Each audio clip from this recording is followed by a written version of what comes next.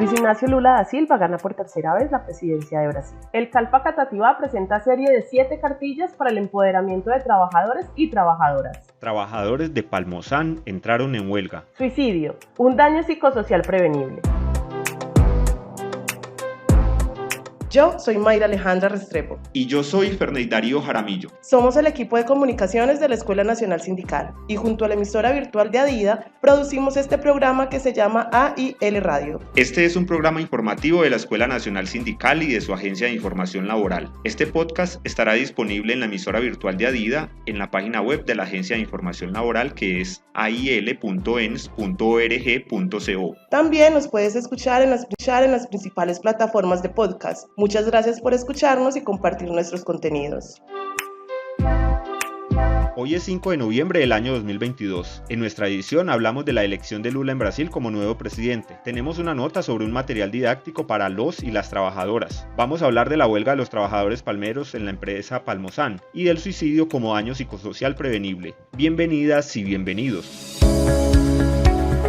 La Agencia de Información Laboral de la Escuela Nacional Sindical presenta AIL Radio. AIL Radio. Todo lo que pasa en el mundo del trabajo, el sindicalismo, la defensa de los derechos humanos y la democracia, lo escuchas aquí en AIL Radio. AIL Radio.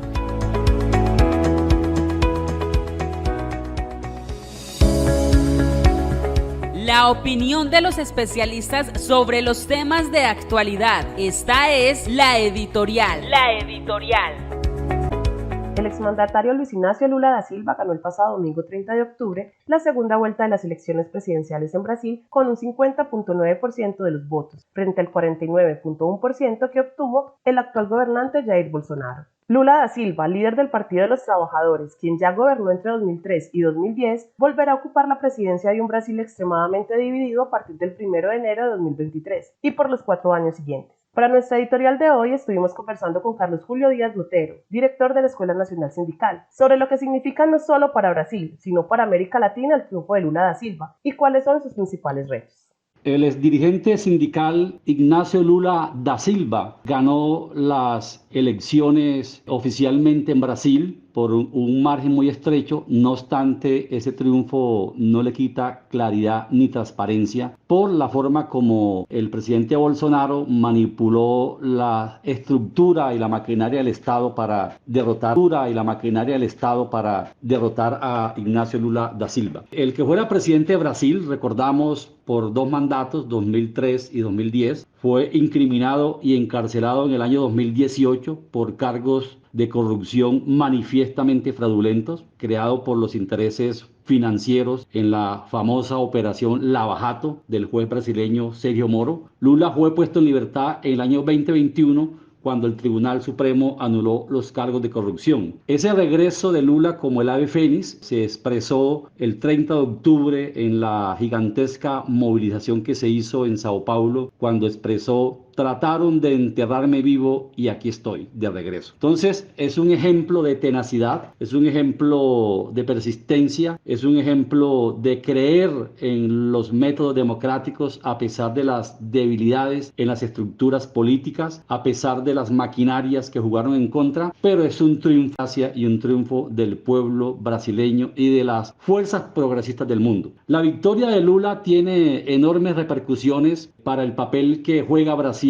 en el mundo en este momento histórico. Recordamos que Brasil hace parte del llamado grupo de los BRICS, conformado por Brasil, Rusia, India, China y Sudáfrica. Recordamos que esta alianza económica representa el 25% del PIB mundial y el 43% de la población de todo el planeta, y movilizan el 20% de la inversión de todo el mundo. El hecho de que hoy este acuerdo económico esté movilizando una propuesta de crear una moneda alternativa al dólar y unas estructuras agencias paralelas al Fondo Monetario y al Banco Mundial le dan una gran importancia porque Lula va a reforzar la presencia de Brasil en los BRICS, algo que el presidente Bolsonaro debilitó. El triunfo de Lula tiene una repercusión importante en la geopolítica global. En América Latina, creo que uno de los retos de Lula es retomar la integración latinoamericana. Recordamos que el presidente Bolsonaro se retiró de la Comunidad de Estados Latinoamericanos y Caribeños, CELAC, y de la Unión de Naciones Suramericanas, UNASUR. La reunión que tuvo con el presidente Fernández es una muestra de que la línea política internacional de Lula va a ser recuperar la senda de la integración latinoamericana. Y creo que hoy el hecho de que tengamos un presidente alternativo en México, López Obrador, que tengamos también un presidente en Argentina que no está bajo la línea de Washington, Fernández, que tengamos obviamente a Lula en Brasil, que tengamos a Petro en Colombia, que tengamos a Castillo en Perú, que tengamos a Luis Arce en Bolivia, que tengamos obviamente a Maduro en Venezuela, que tengamos en Nicaragua también un gobierno alternativo. Eso significa que hay una corriente latinoamericana que está inserta en las tendencias globales de construir un nuevo modelo económico, un nuevo sistema financiero, un nuevo régimen político global que consulte los intereses del pueblo y que obviamente esté al servicio del desarrollo y de la perspectiva de elevar el bienestar de las sociedades globales y latinoamericanas. Hoy este triunfo obviamente nos llena de regocijo por la extracción sindical de Lula, por lo que le hicieron a Lula, que intentaron liquidarlo políticamente y regresó como el ave fénix. Por eso el movimiento sindical, el movimiento social y popular de América Latina y de nuestro país debe estar contento porque esto le da al escenario geopolítico latinoamericano y global nuevas perspectivas, posibilidades. No obstante, hay retos inmediatos que debe resolver el presidente Lula dentro de Brasil. Uno es que se reconozca la legitimidad de su triunfo. En segundo lugar, que fortalezca la alianza que lo llevó al gobierno, que se gane, digamos, incluyéndolos en sus propuestas y programas, y obviamente atender las dificultades que agravaron los gobiernos neoliberales en materia de pobreza. Lula hizo grandes avances cuando fue gobierno en salarios, en equidad, en reducción de pobreza, en empleo. Eso se perdió con el retorno de la oleada neoliberal. Creo que hay que retomar el camino, digamos, otra vez de la inclusión social, tomar el camino del crecimiento, el camino del empleo, del fortalecimiento sindical, y creo que esos retos están muy articulados también a los retos que tenemos en Colombia en materia laboral, sindical, económica, política, con el tema de la paz, y obviamente en materia de transición en seguridad social. Esos son grandes temas que coincidimos y que las corrientes democráticas y alternativas van a trabajar articuladamente para incluso crear mecanismos de integración regional que incluso también permitan la creación de una moneda propia, como alguna vez se movió en América Latina. Entonces creo que hay buenas noticias y saludamos este triunfo del gran amigo. Hay buenas noticias y saludamos este triunfo del gran amigo de los pueblos latinoamericanos, que es Lula, que será probablemente el líder indiscutible de las corrientes alternativas que hoy gobiernan en América Latina. Estas elecciones han causado gran expectativa en toda América Latina por la importancia geopolítica de Brasil, que ahora se adhiere a la lista de naciones gobernadas por ideologías progresistas o de izquierda. Así las cosas, el triunfo de Lula se suma al de Petro en Colombia, López Obrador en México, Fernández en Argentina, Castillo en Perú y Boric en Chile, consideradas como las principales economías de la región. En AIL Radio. Derechos laborales. El Centro de Atención Laboral del sector floricultor y sus principales áreas de asesoría, la jurídica y psicosocial, realizaron el ciclo de formación, reivindicación y empoderamiento en derechos laborales y factores psicosociales. En el marco de este ciclo formativo, desarrollaron una serie de 7 cartillas pedagógicas, cuyas temas individual, colectivo y los factores psicosociales, y tienen como propósito fomentar el conocimiento, protección, prevención y reivindicación de los derechos humanos tanto en organizaciones sindicales como en trabajadores y trabajadoras no sindicalizadas. Cada cartilla está compuesta de 2 unidades. En la primera se desarrollan los temas jurídicos sobre el derecho laboral individual y en la segunda, en acompañamiento a cada tema jurídico, se brinda un complemento desde el abordaje psicosocial orientado al cuidado de la salud laboral, individual y colectiva. Además, cada temática cuenta con una actividad para desarrollar, cuyo objetivo es evidenciar la consolidación de la información y retroalimentación de lo aprendido. Para ampliar un poco sobre los contenidos de esta cartilla, hablamos con Vianis Vargas Granados, coordinadora del CALPA Catativá, y Nargi Lugo Sierra, profesional psicosocial del proyecto. Vianis, ¿qué contenidos se encuentran en la cartilla? En esta primera parte del ciclo de formación se implementó la temática de manera general sobre el derecho laboral individual y de manera específica se llegó a abarcar los siguientes temas: contratos laborales, intermediación laboral, a trabajo igual, salario igual y relaciones laborales, prestaciones sociales y obligaciones económicas del empleador, seguridad social en temas específicos como salud, pensiones y riesgos laborales, estabilidad laboral reforzada y debido proceso en las relaciones laborales. Estas cartillas permiten que cada organización sindical y cada trabajador y trabajadora tenga la disponibilidad de llevar consigo esta herramienta para impulsar el conocimiento de los temas, su divulgación y cómo esto influye en la formación de los actores principales. Nargi, ¿qué contenidos psicosociales se encuentran en la cartilla? Además de fomentar el conocimiento, protección, prevención y reivindicación de los derechos humanos y laborales, el contenido psicosocial se orienta al cuidado de la salud laboral, individual y colectiva. Esta información se desarrolla en 7 módulos que permiten la comprensión de todos los aspectos psicosociales ligados al contexto laboral. Dentro de estos encontramos los factores psicosociales y la salud mental y emocional, los principales riesgos psicosociales que afectan la salud mental en el contexto laboral, las habilidades sociales necesarias para la defensa de derechos laborales y humanos. Hablamos de las vulneraciones laborales en relación al género y su impacto psicosocial. Vinculamos aquellos aspectos psicosociales de la jubilación. De manera enfática y precisa, hablamos de lo que es el impacto y el daño psicosocial. Y por último, pero no menos importante, desarrollamos el tema en todo lo ligado a los factores protectores del bienestar psicológico. Estas cartillas han sido organizadas y desarrolladas como herramienta de empoderamiento para las trabajadoras y los trabajadores, desde el fortalecimiento de sus conocimientos para que sean replicados y puestos en práctica en su día a día, aportando con argumentos sólidos a la defensa de los derechos laborales, involucrando a la salud como uno de ellos y abriendo camino hacia lo que comprende el trabajo digno, el trabajo decente. Vianis, ¿por qué estas cartillas son de utilidad para las organizaciones sindicales y los trabajadores en particular? Este ciclo de formación es de gran importancia para las organizaciones sindicales y para los trabajadores no sindicalizados, porque les permite tener conocimiento de los conceptos básicos de los derechos adquiridos mediante un contrato de trabajo y su relacionamiento con los derechos humanos. Les permite apropiarse de figuras jurídicas para proteger sus derechos laborales y derechos humanos. Les permite conocer sus condiciones de trabajadores y trabajadoras y organizaciones sindicales para reivindicar sus derechos humanos y laborales.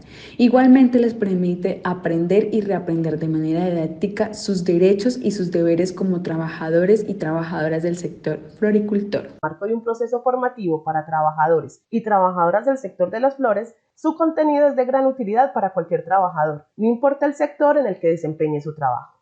Trabajadoras y trabajadores pueden descargar las cartillas de la página web de los Centros de Atención Laboral, www.calcolombia.co, opción Caja de Herramientas, sección Material Pedagógico. Los Centros de Atención Laboral son un proyecto financiado por el Departamento de Trabajo de los Estados Unidos y ejecutado por la Escuela Nacional Sindical. Con él se busca llegar a los sectores priorizados por el Plan de Acción Laboral Obama Santos: caña de azúcar, palma de aceite, puertos, minería y flores. En AIL Radio. Denuncias. Sintrapalmozán es un recién creado sindicato en el sector de La Palma, en el municipio de Sabana de Torres, en Santander, y desde este viernes 4 de noviembre están en huelga imputable al empleador por la negativa de este a negociar un pliego de peticiones. La historia comenzó imputable al empleador por la negativa de este a negociar un pliego de peticiones. La historia comenzó hace 2 meses y medio, cuando algunos de los trabajadores empezaron a aprender sobre sindicalismo. Notaban que sus derechos estaban siendo vulnerados y vieron la necesidad de organizarse para exigir mejores garantías a la empresa. Primero buscaron a líderes políticos de la región, quienes los contactaron con líderes sindicales, y así fueron dándole forma a la organización. Las principales motivaciones de los trabajadores para organizarse fue que no les estaban pagando de forma adecuada por las labores desempeñadas. Escuchemos a Diego Andrés Sánchez, vicepresidente del naciente sindicato. La principal decisión de formar o afiliar a un sindicato fueron los guarañeros, ya que a nosotros, para ejercer la labor, nos toca nosotros mismos colocar la máquina, gasolina, cuchillón, grasa, todo eso, y en la quincena no se nos veía reflejado un alquiler de la máquina. El transporte, la empresa debería cubrir el 100% del transporte, ya que a nosotros nos dan el auxilio de transporte, pero nos descuentan el excedente que vale el bus, o sea, nosotros 3.000 pesos quincenal de transporte. Una de las organizaciones que ha apoyado al sindicalismo palmero en la región son los centros de atención laboral de la Escuela Nacional Sindical. Precisamente ellos han estado desde comienzos de la creación del sindicato Sintrapalmozán. Andrei Piñeres, abogado del CAL Puerto Wilches, nos cuenta cómo fue la creación de Sintrapalmozán y cómo llegaron a la huelga. El 25 de septiembre se convoca Asamblea General de estos trabajadores y se decide la creación de la organización sindical Sintrapalmozán. En ese momento se crea con 37 trabajadores, se hace todo el trámite legal para la constitución, se presenta pliego de peticiones, se deposita la organización sindical ante el Ministerio del Trabajo, quien posterior a ello nos da la resolución que finalmente pues nos da la personería jurídica. Se presenta ese pliego de peticiones, la empresa le contesta al sindicato y le dice: sí, me voy a sentar a negociar, pero el representante legal está fuera del país y él quiere asistir a la mesa de negociación. Entonces los convocamos para el 13 de octubre. Del 25 nos convocaron para el 13 de octubre. El 13 de octubre nos presentamos a la mesa de negociación. El abogado manifiesta que no se puede sentar a negociar porque existen algunos vicios de forma y de fondo en la aprobación del pliego de peticiones. En un primer momento dice: si el director territorial de Santander me convoca a una mesa o espacio de diálogo donde podamos definir cuáles son los vicios y los podamos subsanar, pues entonces nos sentamos a negociar. El Centro de Atención Laboral Puerto Wilches solicita ante la Dirección Territorial ese espacio de diálogo, que es convocado de forma inmediata a los 2 días. Pero nuevamente el abogado de la empresa dice que no se sienta a negociar, porque hay vicios de procedimiento y bueno, no se sienta a negociar. Como existe la negativa para negociar y finalmente dice que no tiene la voluntad para negociar, es obligado la organización sindical a votar a huelga imputable al empleador. El día 30 de octubre se hace la asamblea acompañada por el Ministerio de Asistencia del quórum, la legalidad del acto de la asamblea, y por unanimidad se vota a huelga. De 109 afiliados a la organización sindical asisten 104 trabajadores. De 109 asisten 104 trabajadores. 97 de ellos votan por el sí, 2 por el no y 5 votos no depositados. Después de votar la huelga, el día lunes la empresa les notificó a más de 40 trabajadores la no renovación de sus contratos. La mayoría de ellos son afiliados al sindicato. Algunos tienen estabilidad laboral reforzada. Wilmar Antonio Vargas es el presidente del sindicato y esto es lo que nos dice. El día 1 de noviembre fueron despedidos 50 y algo de trabajadores. Pues en su mayoría de los trabajadores, de los despedidos, el 70 al 80% son sindicalistas, y pues por eso pues con más fuerza para seguir en pie de lucha, para continuar en la huelga, para solicitar el reintegro de sus compañeros que fueron despedidos injustificadamente. La firmeza de la huelga es total. Los trabajadores saben que es un derecho que tienen para poder exigir el mejoramiento de sus condiciones laborales. No van a renunciar a la huelga, y eso se lo dejaron claro a la empresa cuando ésta les propuso que firmaran un acta para sentarse a negociar. En la propuesta que nos hacía la empresa, que nos sentáramos a negociar, o sea, hacíamos un acta, le pasábamos un pliego a como ellos querían, en las condiciones, le pasaban un pliego, nos sentábamos a negociar, y en la acta quedaba que la huelga automáticamente quedaba anulada y no había garantía para los compañeros que despidieron. Entonces nosotros les dijimos que no, porque la única garantía de nosotros era la huelga. Palmozán es una empresa del sector palmicultor cuya sede se encuentra en el municipio de Sabana de Torres, en Santander. Tiene alrededor de 160 trabajadores, de los cuales gran parte están inconformes con las condiciones laborales. Hoy están comprometidos con la huelga y así seguirán hasta obtener primero el reintegro de los compañeros despedidos y después la negociación de su pliego de peticiones. También esperan el acompañamiento del Ministerio de Trabajo y la solidaridad del movimiento sindical en el país para poder seguir en la lucha por mejores garantías laborales en la empresa Palmozán. El 10 de septiembre se conmemoró el Día Mundial de la Prevención del Suicidio, una oportunidad para crear conciencia sobre el suicidio y promover acciones para su prevención. Hoy, desde la estrategia psicosocial del proyecto de los Centros de Atención Laboral de la Escuela Nacional Sindical, resaltamos la importancia del cuidado de la salud mental y emocional en todos los espacios de la vida, con especial énfasis en el trabajo, para prevenir esta pandemia silenciosa que al año cobra miles de vidas. El suicidio es la muerte causada por un acto de violencia, dirigido hacia uno mismo con la intención de morir. Una problemática de salud pública que, además de factores personales, puede ser desencadenada por factores que se viven dentro del contexto laboral. Para hablar de este tema hemos invitado a Julie Sánchez García y Nargi Lugo Sierra, profesionales psicosociales de la Escuela Nacional Sindical.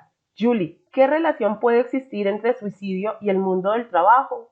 Es claro que el trabajo es uno de los escenarios que más influye en la posibilidad de construirnos como seres individuales y sociales. Es decir, en escenarios ideales, el trabajo nos permite el acceso a otros derechos, como por ejemplo la salud, la vivienda, la posibilidad de estudiar, de poder tener proyectos de vida, entre otros derechos que permiten vivir bajo condiciones de dignidad. En otras palabras, el trabajo es un derecho humano. Pero claro, además de ser un derecho humano, el trabajo es el lugar donde la mayor parte del tiempo una persona adulta invierte su tiempo, sus fuerzas, sus capacidades, sus sueños, sus pensamientos, sus emociones, la vida misma. Y es por esta razón que el trabajo se convierte en un factor determinante para la salud de las personas. Y con salud se hace referencia no solo a la física, sino también a la salud emocional y mental, a esta salud un tanto intangible, es decir, que difícilmente se puede ver y tocar, pero que en efecto está afectando gravemente la vida de las personas hasta el punto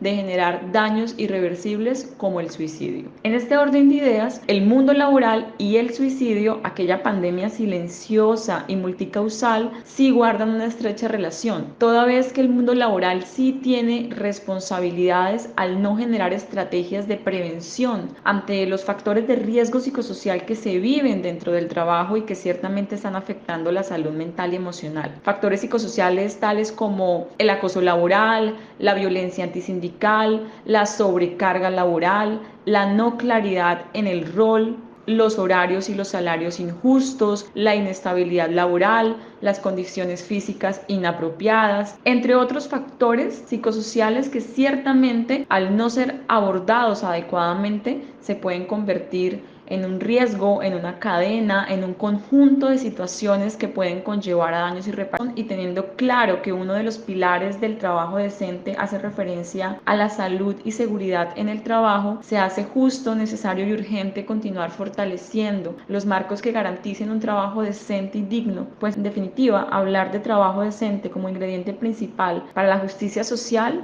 es también hablar de bienestar y salud integral.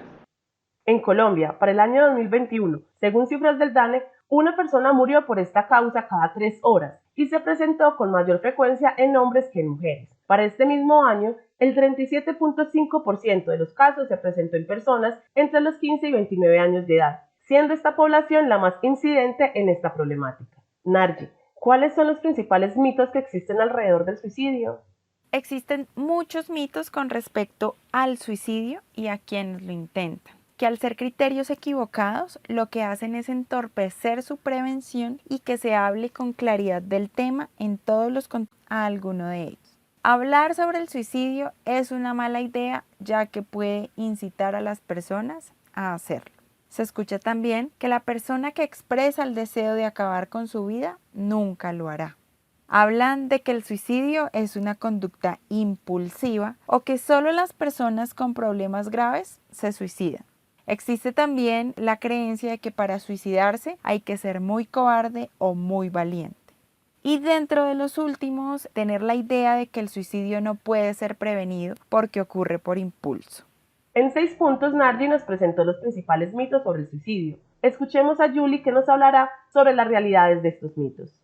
Algunas de estas realidades son las siguientes. Primero, hablar abiertamente del tema es necesario. Preguntar y hablar sobre el suicidio de manera abierta puede dar a una persona otras opciones o quizá también tiempo para reflexionar sobre su decisión. Dos, cuando una persona expresa el deseo de acabar con su vida es una señal de alarma. La ideación, es decir, el pensar en querer morirse, es el primer paso para establecer un posible plan de suicidio. Por eso es tan importante estar muy alerta a estas señales. 3. El suicidio generalmente es producto de un conjunto de dolores y de tristezas guardadas que van a orientar un plan. Quienes han intentado suicidarse siempre de manera previa han expresado con palabras, con amenazas o con cambios de conducta su deseo de morir. Definitivamente este hecho jamás será un hecho del azar o un hecho impulsivo. 4. La persona que llega al suicidio, es decir, quien se suicida, no es una persona cobarde ni tampoco una persona valiente. No se hace por elección, sino porque no se encuentra otra salida. En realidad, lo que las personas desean no es morir, sino dejar de sufrir. Todos los problemas, todos los dolores y todos los sufrimientos son importantes y son valiosos y válidos. Y todos en conjunto pueden conllevar al suicidio. Aquí vale la pena preguntarse quién dice lo que es grave y lo que no es, porque en efecto lo que para unas personas puede resultar algo mínimo, para otras puede significar una verdadera guerra interna. Identificando los síntomas y señales de intención, el suicidio es plenamente previsible y por lo tanto prevenible. Es muy importante, supremamente importante, la escucha y la atención. Los suicidios y los intentos de suicidio tienen un efecto dominó que afecta no solo a las personas, sino también a las familias, las comunidades y las sociedades. Los factores de riesgo asociados al suicidio, como la pérdida laboral o financiera, el trauma o el abuso, los trastornos mentales y por uso de sustancias, y las barreras para acceder a la atención médica, se han agudizado después de la pandemia del COVID-19. Aparecen distintos pensamientos cuyo contenido está relacionado con el deseo de quitarse la vida. A continuación, algunos aspectos a tener en cuenta frente a qué se puede hacer ante un posible caso de ideación suicida. Lo primero es acercarse a la persona en disposición de escucha y atención de lo que está sintiendo en ese momento, qué lo está llevando a tener esos pensamientos, de qué manera le puedo ayudar, sin juzgar ni dar recriminaciones de ningún tipo. De esta manera se activan los primeros auxilios psicológicos y la validación de sus emociones, que es muy importante en este momento. Se debe procurar que la persona se encuentre acompañada y acercarle a la búsqueda de apoyo con profesionales en salud mental, así como también a sus redes cercanas como familia, amigos, personas que puedan ser soporte en esta situación. Debemos estar pendientes de que la persona, si suele tener algún consumo habitual de alcohol o de sustancias psicoactivas, pueda no acceder a ella en estos momentos, pues lo que va a generar es mayor inestabilidad emocional. Si es posible, asegurarse de que la persona no tenga elementos a su alcance que pueda usar para atentar contra su vida, como cuchillos, navajas, armas o medicamentos. Y si es el caso y la persona toma algún medicamento que puede usarse para una sobredosis, indicarle que se lo pueda dar a alguien quien lo resguarde y se lo pueda administrar según las indicaciones adecuadas que deba tener. Siempre hay que tener en cuenta que existen líneas gratuitas de ayuda profesional que guían ante el manejo de estas situaciones. Quien está experimentando estos pensamientos o una persona a la cual se está apoyando. Es vital continuar fortaleciendo los marcos que garanticen el trabajo decente y digno, como principal estrategia para la protección del derecho a la salud integral. Los centros de atención laboral son un proyecto financiado por el Departamento de Trabajo de los Estados Unidos y ejecutado por la Escuela Nacional Sindical. Con él se busca llegar a los sectores priorizados por el Plan de Acción Laboral Obama Santos: caña de azúcar, palma de aceite, puertos, minería y flores. Este programa es producido por la Escuela Nacional Sindical con el apoyo de la Asociación de Institutores de Antioquia, ADIDA. Escúchelo por ADIDA Radio o por su plataforma digital preferida.